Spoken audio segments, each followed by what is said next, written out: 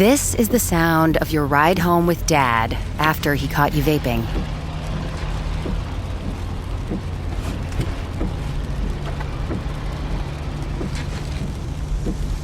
Awkward, isn't it? Most vapes contain seriously addictive levels of nicotine and disappointment. Know the real cost of vapes. Brought to you by the FDA. 70,000 people are here, and Bob Dylan is the reason for it. Inspired by the true story. For anyone who's gonna hold your attention on a stage, you have to kind of be a freak. Are you a freak? Hope so. And starring Timothée Chalamet as Bob Dylan. He defied everyone. Turn it down! Play loud! To change everything. Make some noise, BD. Timothée Chalamet, Edward Norton, Elle Fanning, Monica Barbaro. A complete unknown. Only in theaters Christmas Day. Rated R. Under 17, not admitted without parent. Streaming December 12th on Peacock. Paris Hilton and Nicole Richie are back. That's hot. Loves it. For a show-stopping reunion that will prove putting on an opera is anything but simple. We're really good at this. One thing's for sure, they won't be upstaged. Good to have you back. Come on, we've got a show to do. Paris and Nicole, The Encore, a 3-part reunion special, streaming December 12th, only on Peacock. Welcome, everyone, to the G-Note Podcast. I am your host, as always, Jason Spicy G. Goldman, and I'm a Grammy-winning record producer, arranger, and musician. I've been a music professor at USC for over 22 years, and I am most known for writing and producing music for the iconic crooner Michael Bublé over the past 20 years. This is a podcast for musicians who want advice and strategies on navigating the music industry. If you're not a musician but a music fan, I promise there is plenty in here for you as well. On this pod, we talk all things music. On today's pod, we are talking about a behind-the-scenes video that I saw with the mega producer, Benny Blanco, that I think you need to hear about. Let's get into it.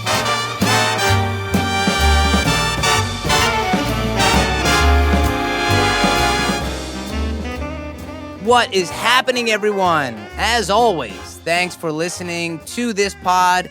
As you know, it does mean the world to me that you're checking out my stories, and hopefully the advice is coming in handy for you musicians. And if you're a non-musician, hopefully you're enjoying the stories and the kind of trials and tribulations of being a musician. Today, I want to dive into the seriousness that is being a musician. Now, I've spoken about this on, some earlier pod episodes, but I always feel it's really important to bring this up and to once again share some of this knowledge to kind of keep reiterating the point, for you musicians out there who are grinding it out hard, trying to work to achieve some success in the music industry. So let's get into it a little bit. I recently I found a behind the scenes video of one of my favorite producers. This producer became huge at the age of 18. He produced hit songs like Katy Perry's Teenage Dream, California Girls, Kesha's song Blow, Justin Bieber's Love Yourself. He's produced for The Weeknd, Juice WRLD, Halsey. The list goes on and on as far as the top pop musicians pretty much in the world. His name is Benny Blanco, and he was barely a musician when he had his first hit songs. And I can say barely because he was the one who's actually said this about himself in numerous interviews. He literally says that he didn't know what the hell he was doing, when Dr. Luke first found him. Dr. Luke is a mega producer, also co-produced or produced a lot of songs for Kelly Clarkson, Katy Perry, all those early 2000 hits. Just prior to watching and finding this behind the scenes video, I watched a great interview with him by an interviewer named Daniel Wall. He's a YouTuber who does fantastic interviews with music and movie people. And the interview really goes into depth about Benny's career and people he's worked with, etc. And I highly recommend it if you have the time to check it out. I love watching these behind the scenes things. It's, especially as a musician and producer. These are like some of my favorite things to watch. What I want to get into that I think is overlooked in many videos in general is the incredible amount of hard work the top musicians, producers, songwriters put into their craft. Now, I would probably say 99% of the people that I speak with today really have no concept of the amount of dedication and hard work that is required to reach the top level.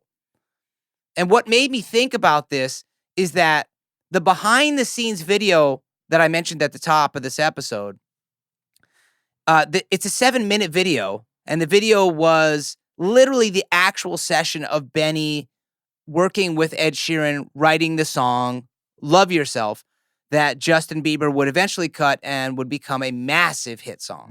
I'm better sleeping on my own, 'cause if you like the way you look that much, oh baby, you should go and love yourself.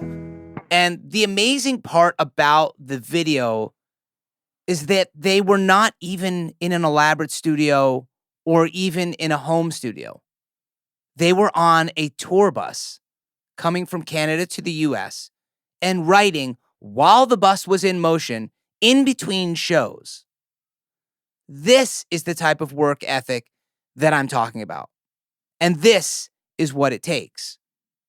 Now, certainly you would think that these two people, both Benny and Ed being some of the hugest, is that even a word, names in music, that they would not need to be doing this between shows, specifically even on a tour bus, but they kind of have to. Now, yes, it's true that in order to become big or make a huge impact, you need to have a bit of luck. But when that luck hits, you have to be prepared, as I've said numerous times. What's the saying? I think I've quoted it before. Luck is when preparation meets opportunity. And that's one of my favorite quotes because it is so true. So true. Now back to this behind the scenes video. In the video, which by the way, folks, it's again, not one of those fake kind of setup behind the scenes videos where they say it's behind the scenes and they kind of try to recreate it. It's not staged at all. It's literally, just Ed and Benny with a guy, probably one of their friends, just holding a camera. That's kind of moving around. You can tell because they're on the bus. And it just shows, it's only a 7-minute video. It just shows them writing the song. To me, this is true dedication to success and art. The fact that you can't wait, that you have to keep writing and working on creating no matter what time is just so inspiring. I also watched another quick 3-minute clip of Benny. You can find it on YouTube discussing his, the same song on Howard Stern's show. And he discusses Ed's insane work ethic. Now, we all know Ed Sheeran. I mean, Ed is one of the biggest pop stars in the world. Now, Benny and Ed would go on several tours together. I mean, they made so much music together. But it's important to kind of set that up because both of them, they would have a mini studio set up in their green room wherever they went. And they would be working before the show, during the show, and after the show. Now, that is freaking amazing and unbelievably inspiring to me. Benny mentions in the interview that they would be working on a song and Ed would go on stage in the middle of when they were working on the song. Then he would come off and they would keep writing even though he just finished a show and was sweating and, is just trying to come down from the show high. And that reminds me of what people used to say about the great saxophonist John Coltrane. He was obsessed with the saxophone and practicing, similar to the way it seems that Benny and Ed are. The great tenor saxophonist Jimmy Heath, rest in peace, told me a story of when he had asked John Coltrane to play in his band it was like just a regular gig that they were playing at a club. And before the sound check, John was practicing upstairs in the green room. And then they rehearsed. And after John went up to the green room and practiced again. And then Jimmy had gone up and he invited John to his house for dinner. And John said he would love to, but asked if it was okay if he practiced before dinner at his house. I mean, man. So he went to Jimmy's. This is from Jimmy. Went to Jimmy's house. He practiced. Then they called him down to dinner. They ate dinner. Then John left right after dinner and headed back to the club so he could practice before the show. Now that's just pure obsession. And I've mentioned to you before that I truly do understand the mentality of this type of work ethic, as I too feel like I fall into this bubble, this obsession with music. And I may have mentioned this story before, but I'll tell it again because I think it is kind of important, and it gives you a little bit of insight into me and how I think as well. When I was touring with Bublé in the early 2000s, this was like when Bublé, barely anyone knew who Bublé was. He'd already finished his first recording, and he was just trying to build a name. And we were doing I think it was our second tour. We did a U.S. tour, and then we were in Canada. So we were on a bus in Canada. Now, mind you, again, this was the beginning of Bublé, so it was just 4 horns, which was just 2 trumpets, me on sax and a bone player, and then a rhythm section, guitar, piano, bass, and drums. And we just finished leaving the venue that we performed at, and we were doing the usual, joking around like we always did right after the show. We got on the bus, and literally after the show, we would drive all night to get to the next province. And so we were messing around on the bus, and Mike was saying to us, man, I always wanted to do the song Smile by Charlie Chaplin, like an up-tempo version of it. So I was like, well, really? He was like, yeah. So I whipped out my mini disc recorder. Yes, mini disc recorder. That's when this was happening. And I said, well, how do you hear it? Like, sing it to me. And so he sang it, smile, though your heart is aching, like with that up-tempo, real quick kind of sound. And he said, look, I always wanted to start it kind of like slow, and then, and then boom, it just kind of hits into gear. And I don't even actually know if he knew I was recording him. But after we got to our next destination, I started writing the chart for the band. I went to my hotel room, started writing the chart. Now, I can't remember exactly how long it took me to write this particular chart. I may have had to sit on it, sit with it for a few days or even a week or two. But I wrote the chart, and I didn't tell him that I wrote it. But, the band would always get to the venues before Michael, as do most bands when they tour. And we would get there early, of course, for sound check before the artists. And I think we were actually in Victoria Island in British Columbia at the time. And at the rehearsal, I asked the band, I was like, hey, could we try my new chart? And they're like, sure. The band was always super cool. It was like all my friends. So it was such a great time. So we ran the chart, and it was towards the end of the sound check. And while we were running it, Bublé walks onto stage. At the end, we stopped the chart ends, and he goes, what the hell is that? And I said, oh, I wrote a chart on Smile for you, similar to kind of how you were thinking of it, at least on the bus. And he just was kind of stunned, and he goes, wow, really? And I said, yeah, man. He said, well, play it for me. So we play the chart down, and, I just kind of gave him a couple of cues as to where he, is supposed to come in, but he kind of already knew anyways. Again, his instincts are freaking insane. And he didn't say anything. He was like, man, let's play this at the next show. And then we performed at the next show, and guess what? It ended up becoming our closer for the rest of that tour, and then for years on end. Now, we never professionally recorded this in the studio, but there is a live version of this that was recorded. I think it was a bonus track on the album that he did called Caught in the Act.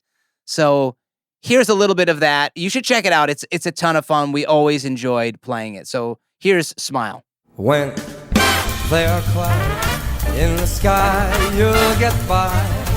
If you smile through your fears and sorrow, smile and maybe tomorrow you'll see the sun come shining through for you. Light up your face with gladness, hide every trace of sadness.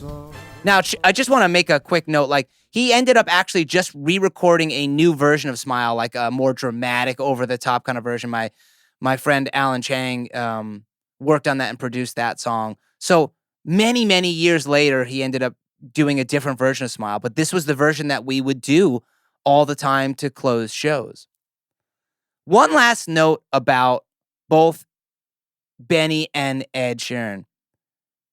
They don't need to do this kind of hard work anymore. They just don't. They both have so much money and so many hits. It's insane. But the thing is, they have to do it. And the question you may be thinking of yourself was, why? And again, for those that listen, you already know the answer. Because as I've mentioned in many of my pod episodes, when you are a true musician, you have no choice. You just have to. Folks, that is all the time we have for today. I hope you enjoyed the story, and I hope you'll check out Benny because he's really an incredible producer. If you haven't already, please subscribe to this pod so you can stay up to date with new shows, giveaways, and more importantly, the concerts. We have a concert coming up in December, and it's going to be killer. Great vocalists. You should come. Please check out the Vibrato Jazz Club website. You can also follow me on Instagram at SpicyGMusic, or of course check out my website, jasongoldmanmusic.com, to see what projects I'm currently working on and to see when I'll be performing next. Thanks so much for listening, everyone. Much love. Peace.